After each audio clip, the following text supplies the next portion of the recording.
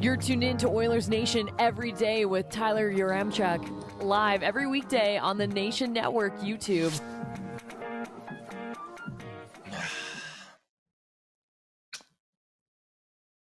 We're just going to get this over with. Let's get into it with the lead.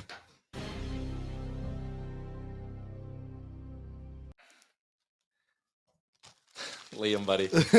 I'm glad I'm right here to witness it. I'm glad you're here too. I'm happy we get to experience this together to some extent. Welcome into Oilers Nation every day. It is an off day for the Edmonton Oilers, but something tells me we'll still have a good amount of people watching the show because of my dumbassery. Yeah, that was might be the worst take of the year. Boston Bruins didn't miss the playoffs. Historic season. Yeah. Amazing, really. Like, it's something. First off, I have a garbage can right in front of me. That's what I'm taking the lid off of right now. If you missed it, if for whatever reason you're not caught up on the bit, first show we did, one of the first ON Everydays we did, I proclaimed the Boston Bruins. I said, listen, I don't even know if they're a playoff team. Someone said some models have them winning the division. I said, if they win the division, I will eat cat food on this show. In the moment, I was like, hey, maybe a fun promotional opportunity for the show. Not the case at all. The thing with this, too, is it's not like the Bruins turned on the Jets late in the year and, like, just sneaked it out. Like, they by 1.0, they just caught the Leafs. They won, like, 14 games in a row to start. They had a historic regular season. And they missed half the team. I can see why the bet was made. Things did not look good for the Bruins to begin. Before the puck dropped. But after that, complete disaster for you. Yeah, it was absolute disaster. So we're going to do this here in like a minute. Welcome into the show. There are a lot of people who don't want to miss this, which makes sense. One of them is Frank Seravalli, who showed up early for his hit. Frank, yep, welcome in. Yes. This is it. This is the day. Yes.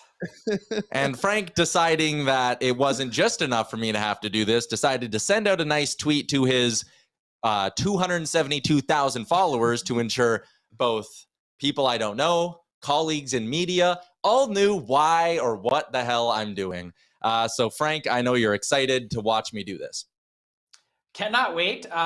Fascinated with your choice. You had many choices to pick from. You could have gone dry. You could have gone wet. You decided to go wet.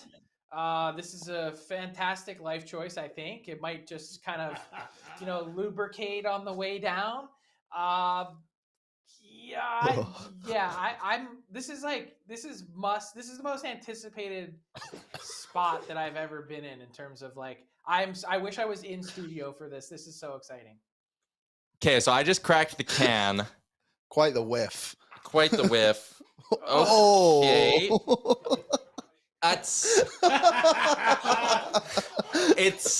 The smell is, so I have a garbage can next to me for a handful of reasons.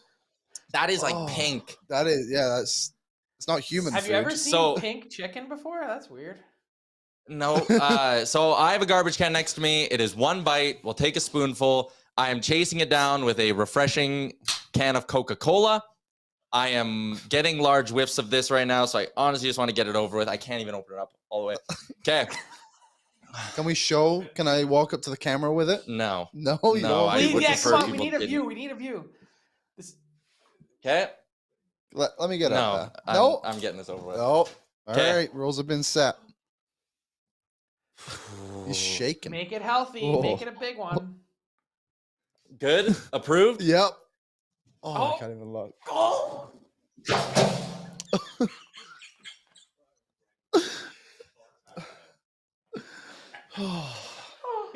No. Hey. Can we get the garbage can out? Oh my goodness. So bad. Gavin. Oh no. Oh, God. That is well, crack that tap one for you too. Honestly, oh the no! Burp after the dinner. I'm crying. You got my lid? Okay. Oh, yes. All right, guys. Don't say I'm not a man of my word. I think that was a pretty healthy. That was so much. Amber, the spoon's in the garbage. It's not coming home today. I just had to get that.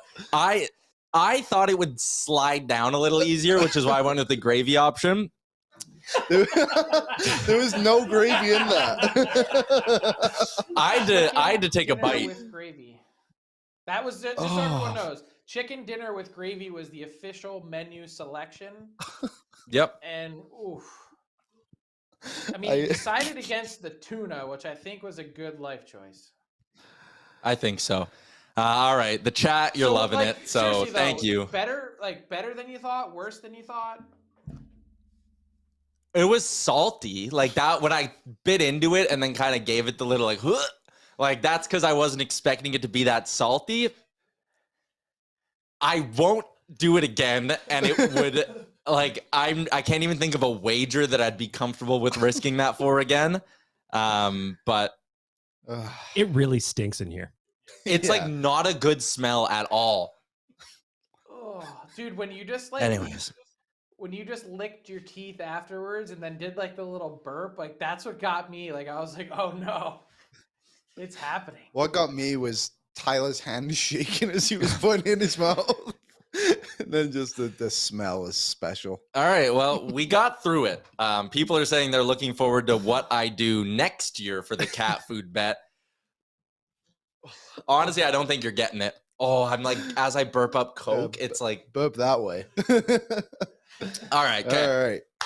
We're done. We are done. It's over. The cat food era is gone. I hope you all got a real good kick out of that. Welcome into Oilers Nation Everyday.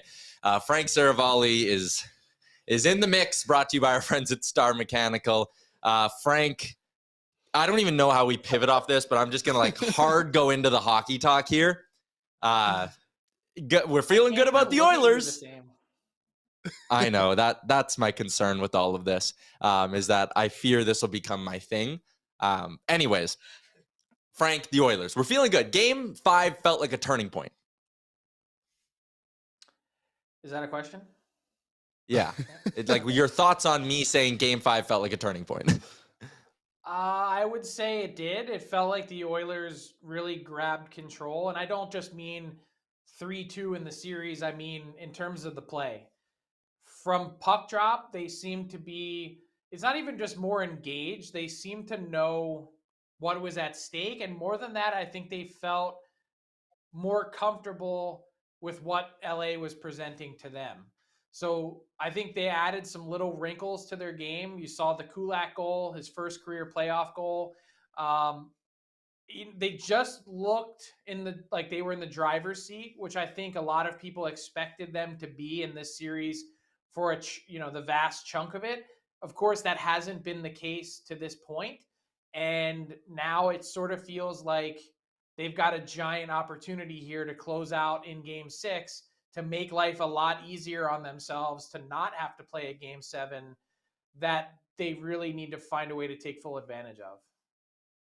Yeah, I think that's kind of it. We've seen this team time and time again really shoot themselves in the foot. But we had former Oiler Sean Bell on the show yesterday, and we talked about a bunch of things, but one of them was that it's interesting to watch the Kings not deviate from this 1-3-1 style. And it feels like, when they had the comeback in Game 1, it really was the Oilers giving them that. Like, it was Edmonton making noticeable mistakes, and that was it. When they were trailing in Game 5, sticking with the 1-3-1, not sending an extra forechecker, they didn't deviate from that strategy. And that just leads me to believe the Oilers can sit there in Game 6 and keep picking them apart. And if they bring their A game, then it should be all good for this team as well. And yeah, I just don't really see, out of all the teams that are down 3-2, I think LA might have one of the worst chances of coming back, just because I've seen no evidence they can deviate from a strategy that's not working. Well, I would agree with you on the assessment of the Oilers having the best chance, I think, of all the teams 3-2 to close it out somewhat quickly. But I'll be real curious to see if Todd McClellan counters. So he sort of set up this series and really put his team in position for success. And the Oilers have punched back, quite literally. And then they also, Jay Woodcroft added his own wrinkle to it, as I mentioned. and found a way to not just pick through it. And Connor McDavid was way better at picking through it. They added little nuances to it that it feels like they solved it. So that then bounces back to Todd McLellan. Like, if you're going to play the same exact way, be prepared to lose the same way, is sort of how I look at it. I get the idea of sticking to what made you successful, but I wouldn't be surprised to see him change it up just a bit to try and throw the Oilers off and have them try and sift through and figure it out again. That might open up an advantage for LA. So I think he has a real advantage in that not only does he have the experience, but really has an intimate knowledge of this Oiler team that I think has enabled him to be really, to give his chance the best chance to succeed going up against McDavid and Draisaitl. That if you look at this series, and maybe that's the scariest part for the Kings, is that they're down 3-2 and McDavid has never really been overwhelming in any game.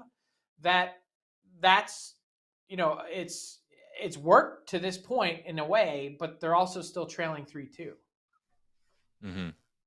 Yeah, like you look at McDavid, right? He's got 8 points, and it's crazy to be saying this when you look at an Aaron. We can flash up kind of the scoring leaders for the series. Draisaitl, we've all kind of said, oh, he's on another level right now. It's unbelievable. And McDavid, it's like, oh, he's kind of the quiet one with just 2 goals in the series. It's been interesting to watch how the Kings have been able to keep McDavid in check. I get a part of it was also Korpisalo, but for the Oilers fans, Frank, who are maybe concerned about Connor McDavid's production and even his playing the D zone was a topic following Game 5. He was on the ice for all 3 goals as well.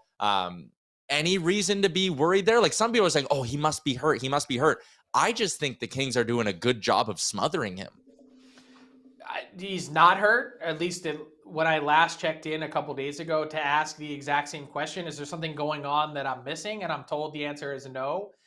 I don't even really have any evidence to point to in his game. He's still flying to say that he could potentially be hurt. I don't think there's any issue with his hand, obviously not his feet. So I was told the answer is no. I think their game plan has essentially been, we'll give you the perimeter. You can try and circle the wagons out there as much as you want, but so long as they're keeping him outside the dots, they feel like he's much less of a threat. And I would say that's probably a pretty accurate statement. So I think in a lot of ways, what the Kings have done is similar to how the Avalanche made him a non-factor in the Western Conference Final. And I say non-factor in the sense that they weren't able to get on the board. That it's sort of provided the blueprint in this case for the Kings to try and approach this. I wonder if there's going to be any sort of copycat type approach from the Golden Knights or, whoever you end up facing if the Oilers are lucky enough to advance to the Western Final again. Yeah. And we'll touch on some other series because that has people as well. If you got anything you want us to ask Frank, throw it in the chat on the Oilers Nation YouTube. Liam, there was something that happened. It's happened in a couple of games in a row you wanted to talk about.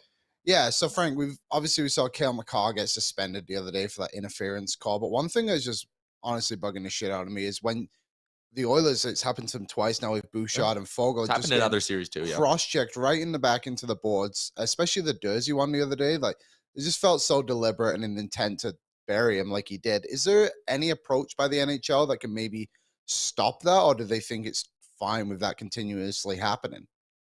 Well, I think really all you have to do, Liam, when it comes to the playoffs is call it once. Players get the message real quick. It kind of goes back to the a totally different scenario, but I don't know if you were watching Leafs Lightning the other night when Victor Hedman got sent to the box for a scrum after the whistle. And instead of taking 2 guys, which they normally do, they just took 1, pulled Hedman out of the pile and said, you're going to the box. That is a real stern warning issued to everyone saying, this stuff is not going to be tolerated. Don't even think about it. I think you try and nip that in the bud early and say, you're going to the box. Like 2 minutes, sit there and think about it and watch if your team can hold off one of these great power plays, because that's the only way to really curtail it. Are they watching it? Are they clipping it in terms of a Department of Player Safety standpoint? Of course. I think they see it. But to this point, the fact that it hasn't been called, like it's not going to really take a lot to change that. Fair enough. Let's go around the rest of the series here. There are Oilers fans. Their mouths are watering a little bit, Frank, and no, not because they have an opportunity to eat cat food or something like that. Their mouths are watering because the Seattle Kraken are pushing the Colorado Avalanche to the brink, and that has people thinking this conference is just going to be right there for the Oilers taking. I guess a two-parter. If Colorado's gone, is Edmonton without a doubt the best team in this conference? And two, are you surprised? I mean, I know you are, but like the way the Kraken have been pushing the Avs, it's not just that it's happening, it's how these games are playing out and how the Kraken and Avs have looked respectively. Yep, I agree with everything you just said. It's the uncanny depth scoring for the Kraken, the fact that they've gotten the best goaltending that they've ever had in franchise history at this exact moment in time, as Philip Grubauer, continues his revenge tour against the Avs. So to go to your larger question, I understand why Oiler fans are salivating, like knocking out the defending champs who have, arguably the stars to go toe to toe on the front end, back end of their team with the Oilers. To knock them out is a huge bonus, but I don't know if it necessarily makes the Oilers the clear-cut best team in the conference. I look at what Dallas has done in their series against Mini, and I look at how difficult of an out that team is, not just with Jake Ottinger and the way that he's played, but really it's their compete, their physicality. It's a totally, it's funny, that side of the bracket, the hockey has been totally different than the Oilers Pacific side of this bracket in terms of the style of game. So you're going to have that clash of style, I think, when you get to the Western Final. And not for nothing, the Golden Knights are healthier than they've been all season, and they're looking pretty good. Like, I know Winnipeg is decimated, and I know that the Oilers have had the Golden Knights number this season, and I do think season series means something. I just think don't get too giddy about the idea of the Kraken knocking off the Avs. One, because it hasn't happened yet, and I don't think anyone would be surprised to see that series go 7 games. And two, be careful what you wish for, because, you could have the Vegas Golden Knights second round loss that no one saw coming hit you right in the face. Yeah, I mean, everything's unpredictable. And as the playoffs go on, it gets further and further from the regular season. Like you said, the regular season records, I don't pay a lot of attention to them. Let's go out east. Oh, the Toronto Maple Leafs got a shot tonight, Frank. But if they miss, it's tightening right up.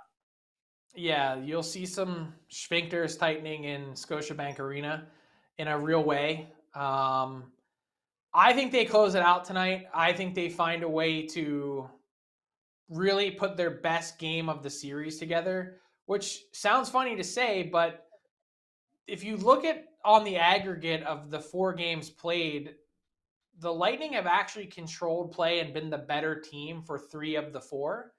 The Leafs had 2 last ditch comebacks. I'm not going to say last minute, that were really impressive. That also spoke to me to just how awful the Lightning were to close out those 2 games. Will that happen again? Will the Leafs just take control and find a way to slay the Dragon and win their first series since 2004? I would just hate to see for them and really for their fan base it go the other direction. You lose game 5, all of a sudden, man, game 6 in Tampa, that team's on the ropes. They refuse to say die. And all of a sudden you're like right back in Toronto for game 7. Like almost everyone can see that kind of playing itself out. So the Leafs have a chance to write a different story. They've done it to this point. Will they do it now? Last area I want to touch on with you, Frank Seravalli stopping by for Star Mechanical, the #1 plumbing and heating company in Edmonton. You got your first trade targets board of the offseason is up and rolling. The top 5 is interesting with Carlson, Hayes, Gerard, Lindholm, and Miller. And I can't help, Oilers fans will want me to ask you about Carlson first, so I guess I'll go there. % chance they move on from Erik Karlsson this summer in San Jose? I'm going to call it about a 25% chance. The fact that we're even having this discussion as the likely Norris Trophy winner and 101-point defenseman, the first 100-point D-man since Brian Leach back in 1992, is amazing in and of itself. I think this is a now or never type situation for the San Jose Sharks. I think they improperly valued the cap space that they'd be creating by moving on from Carlson and the flexibility as they try and rebuild their team. They're the 28th place team in the NHL this year, and they were, one of the highest spending teams. There's no need to be there again. They need to bottom out in, I think, a significant way. But they didn't value that at the deadline, asking for what they did for Carlson. And I get why you'd want to. I just think their best call and decision for them and for Carlson is to move him to a team that has a chance to win. How much salary do they need to retain? What are they getting in return? I say now or never, because I don't think Erik Karlsson's value is ever going to be higher than it is at this exact moment in time. With Ekholm fitting in as well as he has and Bouchard's emergence in the playoffs, is it fair to say we take the Oilers out of this conversation as well? I would say, or never say not never? Totally fair. I would say I wouldn't be shocked to see them revisit it. Interesting. As we move down the list, there is one Oiler you do have on it, and it's Tyler Yamamoto. I don't love having this kind of a conversation in the middle of a playoff run because we have all summer to talk about what the Oilers could do with Tyler Yamamoto, but he's struggling right now, and he makes a good chunk of money for next year. Maybe walk us through why Yamo's on your list and maybe what that could play out like in the summer. Well, you were just talking about Bouchard and the idea that you need to pay him. You have some cap constraints that are real. And if you'd like to try and continue to improve your team elsewhere, moving someone that's in the Kyler Yamamoto, Warren Fogle type salary range is the way to do it. And look, Yamamoto hasn't been right, I don't think, really all year. He's, as I wrote in the story, he's been dealing with what I'm told is a vestibular issue, kind of classified like some whiplash syndrome, some kind of concussion-like symptoms that he's been experiencing. I don't know if he's back to full health now. I think it's been something that's been lingering with him for a while, and even sitting out, sort of late January, early February for that stretch of time that he missed. It helped, but it didn't totally get him back to 100%. So he needs some help. I think he could probably use a fresh start, maybe. And the Oilers, although, interesting player in that he did touch 20 goals last year, he probably is not playing at a level right now that's commensurate to his pay. And for a team where every dollar matters, that's a real calculus that they're going to have to make. Yeah. It's going to be a fun couple of weeks, though, in the Stanley Cup playoffs. That is what we are dialed into. If I'll knock on wood, too. If it's Oilers Vegas round 2, we meeting up outside the Bellagio Fountain. Yeah, I'll bring some dry cat food this time. Son of a bitch, Frank. Thanks for hopping on and doing this. Tyler, you're a good man, good sport, man of your word, so no one can ever take that away from you. Thank you, Frank, and thank you for drawing even more attention to it. There's Frank Seravalli for Star Mechanical. If you need 24/7 emergency service, 780-481-8873 is where you can find them. Shout out to Star Mechanical.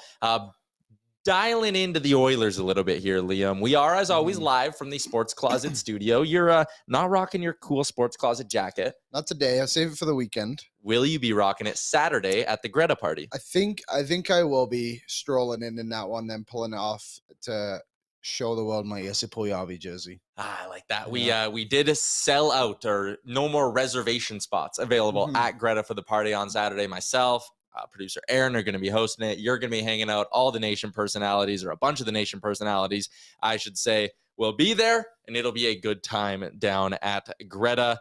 And again, sportscloset.ca. If you're coming to the party, go get geared up. They do have Nation gear there as well. We're going to be selling Nation gear at the party. There's a lot going on right now. We're also going live Saturday from the big studio at noon. And we may have a special guest joining us in studio for that show as well, for a Sherwood Ford Giant Game Day edition of the show. Yeah, it's gonna be a tight couch that day. it is going to be a tight squeeze on the couch. I actually don't know how we'll make it work, but we will make it work. Okay, let's talk about a few things from Oilers practice. Lines pretty much all look the same. Aaron is, okay, you got something from Ryan Rishaug here. You're not going to like this. Okay, let's play it. Let's play it for the people. Connor McDavid at practice. This from Ryan Rishaug. He appears to be wincing a little bit, a lot bit, and there's something with his leg here as he stands. Maybe it's just cramp. I'm going to trust Frank on this one, if I'm being honest. Like, Rishaug says everyone is nursing something. Here's my thing with McDavid. Like, I was kind of hard on his defensive play yesterday. I'm not buying the whole he's hurt thing. I think this has been, in two parts, him just not playing his best. Sure, I'll say three parts. The Kings doing a very good job of shutting him down early in this series. And three, Korpisalo stopped them a lot. Yes. He's had breakaways. He's had rushes up the ice. The Kings have committed multiple times to McDavid's about to get by me, hook, whack the hands, don't let him get the chance. They're taking power plays or giving up power plays versus giving up goals.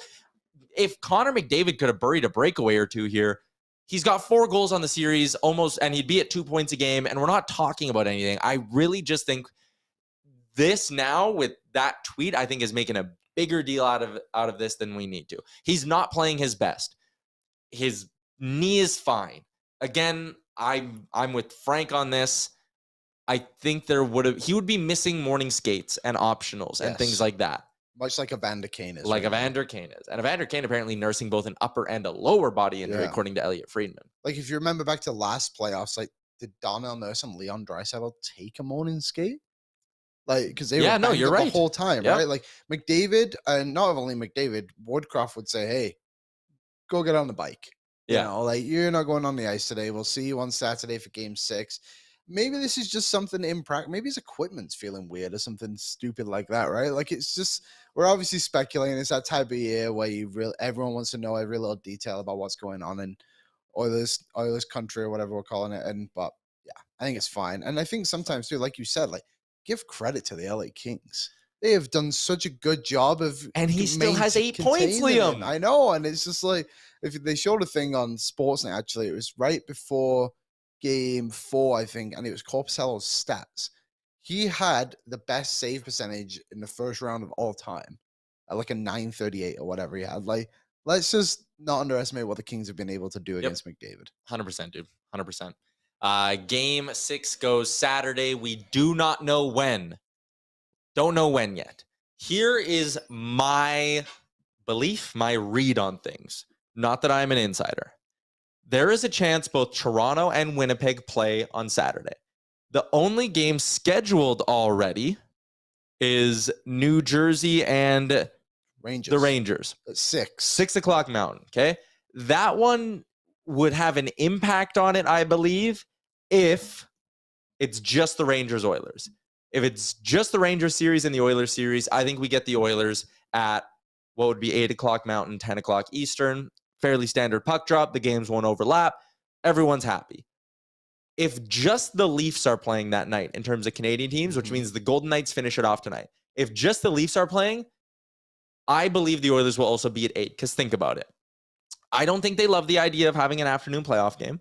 I don't think the Oilers like it. I don't think the league likes it. I don't think the Kings like it. Mm-hmm.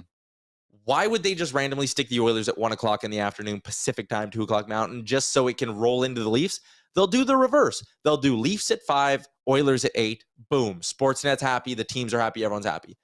If it is Edmonton, Winnipeg, and Toronto all playing, that's when I think we maybe get the afternoon game.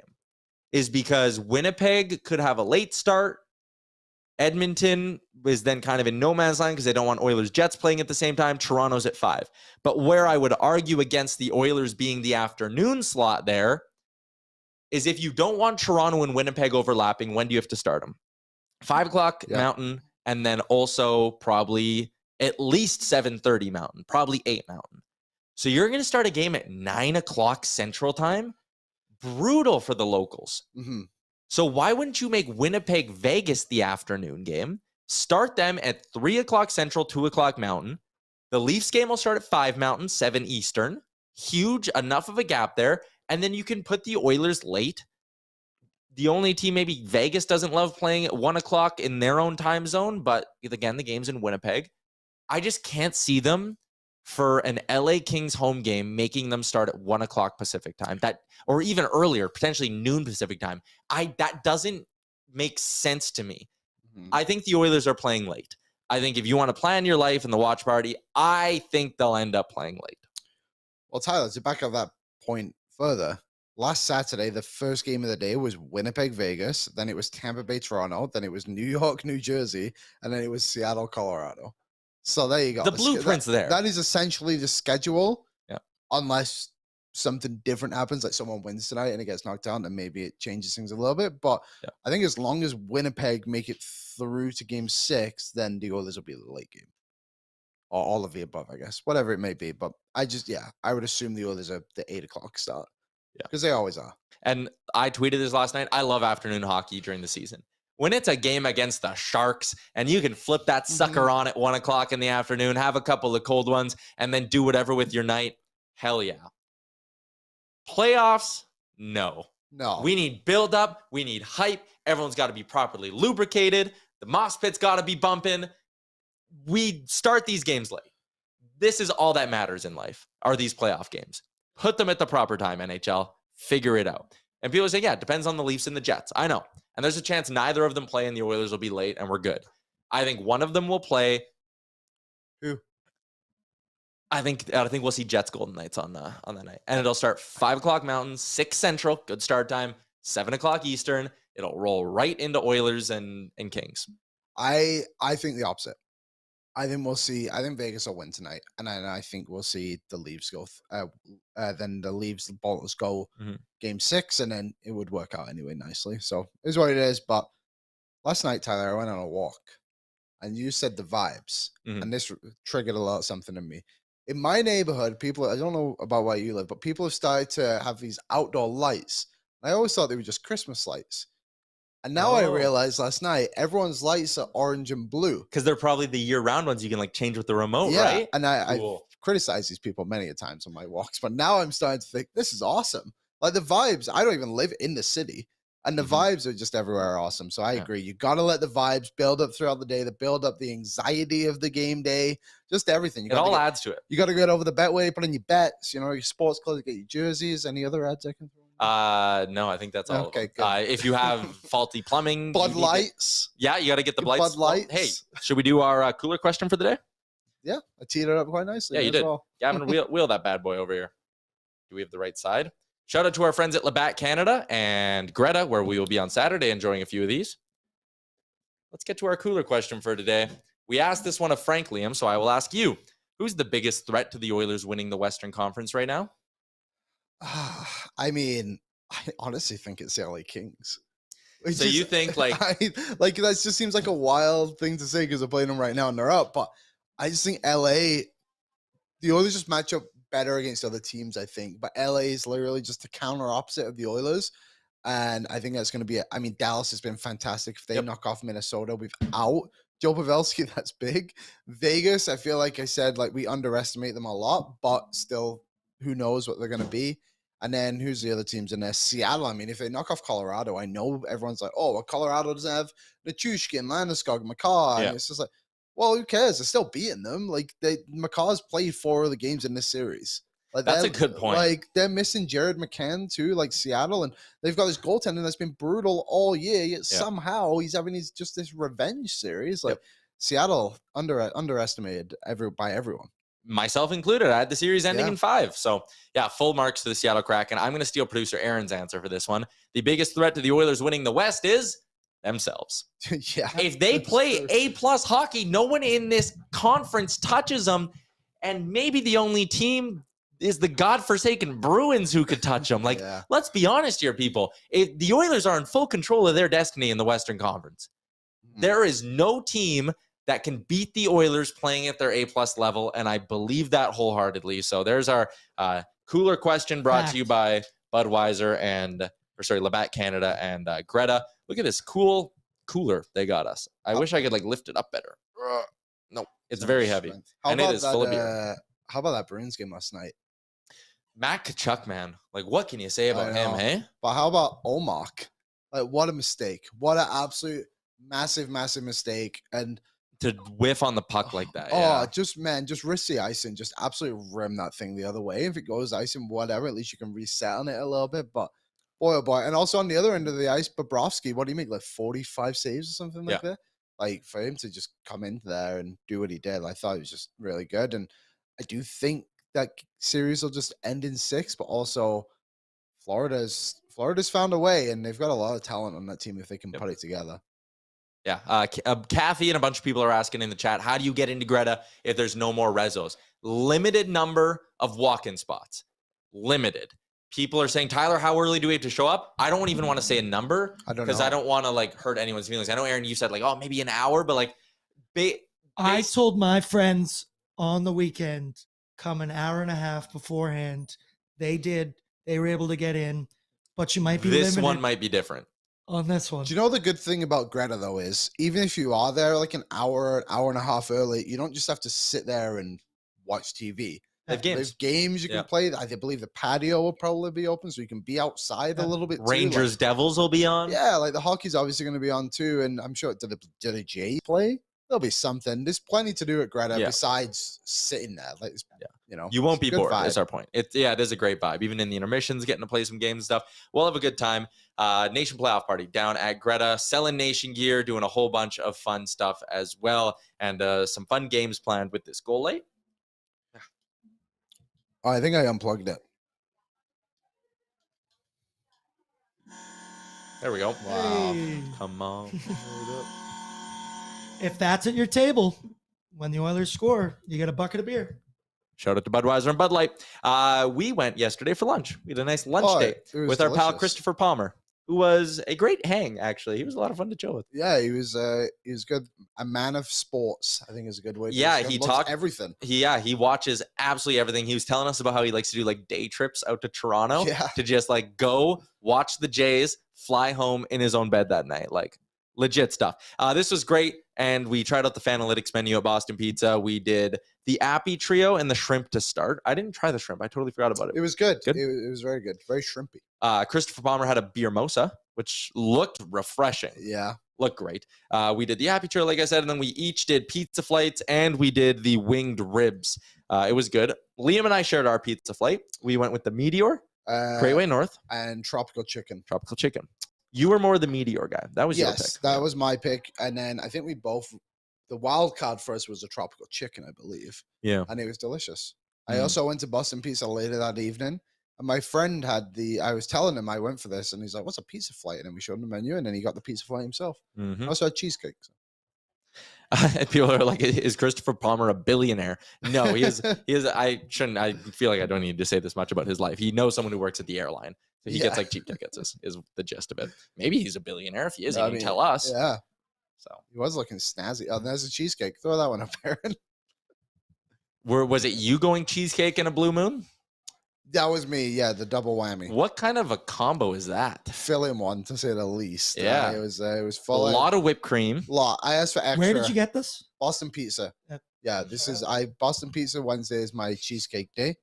I got my wings and off I went. We've been talking about Boston Pizza for like 5 minutes, and Aaron goes, "Where'd you get it?" Oh yeah, shout I'm out. trying to do 8 things at once. Shout out to BPs. Yep, 100%. All right, AMA travel out of town scoreboard for tonight. A couple of teams have their seasons on the line. Leafs, Bolts, Toronto can exercise their first round demons. Son of a gun, Liam! I say they're gonna do it. I mean, I've been on the Tampa train. I know. So I got to stick with my guns. I did win money on Seattle last night, so that was nice. Yeah, that was a smart bet. I think I'm gonna go with the Lightning. I think the Leafs can obviously win this series. They're up 3-1. I don't think they'll fully blow it, but I think they'll make things a little uncomfortable for themselves. And I think Tampa Bay will sneak this one plus 125 on Betway. And also, the Rangers are even money tonight. Mm-hmm. I mean, as a home team, won yet? yet? Kind of like them. Like that's road. Good. It's a road dog series. And then Winnipeg are the massive underdogs tonight, and I don't see that one. I might even go puck line Vegas tonight for the sole reason of, like we said yesterday, like empty net happens. You got it. The overs hit every game in that series. I think it's actually 5.5. And it's 5.5. So I'm hammering the over between Golden Knights and Jets this evening. Minus 125 too. It's a good payout for a 5.5 line. Yeah. So yeah, those two looking to close it out. I like the Rangers tonight too. Back over to the Oilers Nation YouTube chat. Christopher Palmer has cleared up the air saying, quote, "I'm not a billionaire." So there you go. People are asking if the Moss Pit is free. It is free to just walk into the Moss Pit, right? Yeah. Aaron's gone a bunch of times. Dr. Gonzo says, "I want an Oilers-Toronto Stanley Cup final. Boo me if you want, but the country would implode." It'd be great. It'd be great theater, and we would hate them. If the Oilers played the Leafs in the Cup final, Michael Bunting would be the most hated man in Edmonton. We should, if that ever happens, we got to get a Bunting-Hyman showdown. Yeah. The ultimate Hyman. Yeah. Hyman would win because Bunting's a fraud in that sense of things. Mm-hmm. There you go. Davin says, "Winning round 1 would be such a relief for the Leafs that they won't play well in round 2. I could actually see that happening a little bit. Yeah. But there's 2 ways to go about it. Remember when the Canucks went on their run? And in the years leading up, they lost every single time to the Blackhawks. Then Burrow scored an OT. The call on the goal was like he slayed the dragon, right? He fired that clapper over Crawford's shoulder. It's like, hey, they slayed the dragon. They slayed the dragon. There's might be a bit of that too, where like pressure's off. Matthews and Marner are just rolling, and there you go. Isn't that kind of like Colorado too last season in like a small way? Like I know they were able to win first round, got over the hump, and then they smoked us. You get over it. The Oilers in somewhat of the same sense too. Like it's the momentum. I don't believe, and you've said this too, and I think Bob McKenzie's a famous one who says it. Like, there's no momentum between games, but I think there is momentum as a group through the next round, right? Like you have that more belief in yourself, and that you can take them down because you've made it this far now. Yeah, like beating the Bolts would be something for that group for sure. All right. This was an edition of the show that will go down in infamy. People will be talking about this one for generations. I think so, Liam. I think so. A lot of viewers, over 1,200 of you, tuned in to see this nonsense. So I thank you for that. Thanks for stopping into the Sports Closet studio. We're back tomorrow, noon Mountain Time with, I think Bag Milk's probably going to pop by. Yep. We'll see. Maybe we'll try to get someone else on the show and just shoot the shit about the playoffs. And then Saturday, Sherwood Ford Giant Game Day edition of the show with a giant guest as well. Shout out to Frank Seravalli for popping in for a full half hour as well. Brought to you by our friends at Star Mechanical. The new Fanalytics menu at Boston Pizza. Why not? Head over to Boston Pizza tonight. AMA Travel for the out-of-town scoreboard and our friends at Betway, where we're laying some shekels tonight, Liam. That is a wrap on today's edition of the show. I'm going to go have a proper lunch.